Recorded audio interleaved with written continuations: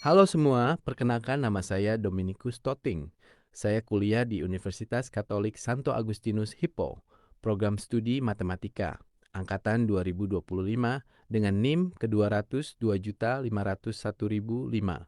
Saat ini saya sudah berada di semester kedua. Nah, hari ini saya ingin sedikit berbagi ilmu tentang filsafat.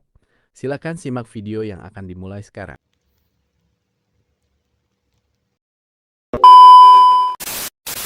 Pertanyaan yang sangat berat dan abadi. Setelah Sokrates menghabiskan cawan racun itu dan meninggal dunia, setelah ia dihukum mati oleh pengadilan Athena, muncul pertanyaan besar. Siapakah yang sebenarnya benar di sini? Apakah Sokrates atau justru bangsa Athena? Mari kita bedah dari kedua sisi agar kita bisa melihat kebenaran yang utuh. Dari sisi bangsa Athena, mereka berpikir mereka benar. Pertama-tama, kita harus mengerti bangsa Athena bukanlah orang-orang jahat yang sembarangan membunuh.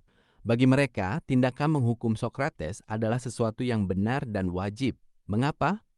Menjaga ketertiban dan agama. Athena adalah negara kota yang sangat menjunjung tinggi tradisi.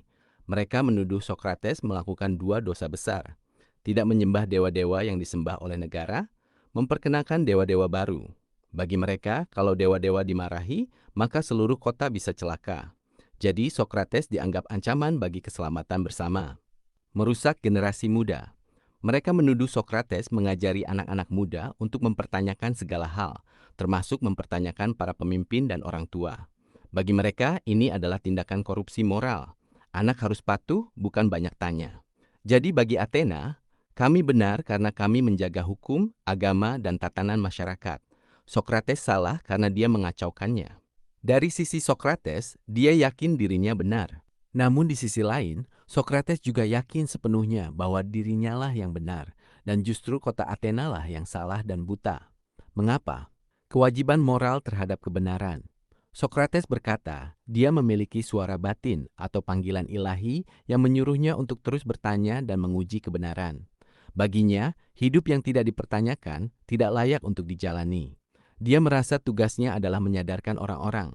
Bagi dia, berhenti berpikir dan berhenti mencari kebenaran itu sama saja dengan mati secara moral. Jadi dia tidak bisa berhenti, meskipun itu berbahaya. Kebenaran di atas hukum manusia.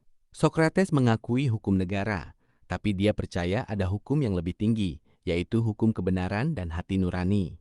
Ketika dia ditawari kesempatan untuk lari dari penjara, dia menolak. Dia berkata, "Saya sudah menikmati kebaikan hukum negara ini seumur hidup saya. Sekarang hukum ini meminta nyawa saya tidak boleh ingkar janji." Tapi meskipun dia mau mati, dia tetap berkata, "Saya tidak bersalah. Saya hanya orang bodoh yang tidak tahu apa-apa, tapi saya tidak jahat. Kalian yang menghukum saya, kelak sejarah akan menilai siapa yang benar." Kesimpulan, dua jenis kebenaran yang bertabrakan. Jadi siapa yang benar? Jawabannya adalah kedua belah pihak itu merasa benar dan keduanya memiliki alasan. Hanya saja mereka berbicara tentang dua jenis kebenaran yang berbeda.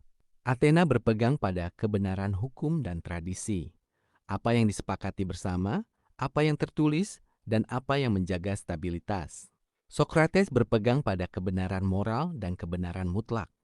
Apa yang benar di mata hati nurani meskipun bertentangan dengan mayoritas. Tragedi ini terjadi karena mayoritas tidak selalu benar dan kebenaran tidak selalu disukai mayoritas. Akhirnya, Sokrates mati secara fisik, tapi kebenarannya hidup selamanya. Sedangkan Athena menang di pengadilan, tapi sejarah mencatat mereka telah melakukan kesalahan terbesar dalam sejarah filsafat. Lalu, menurutmu, kalau kamu hidup di zaman itu, kamu akan memihak siapa? Memihak hukum negara atau memihak hati nurani?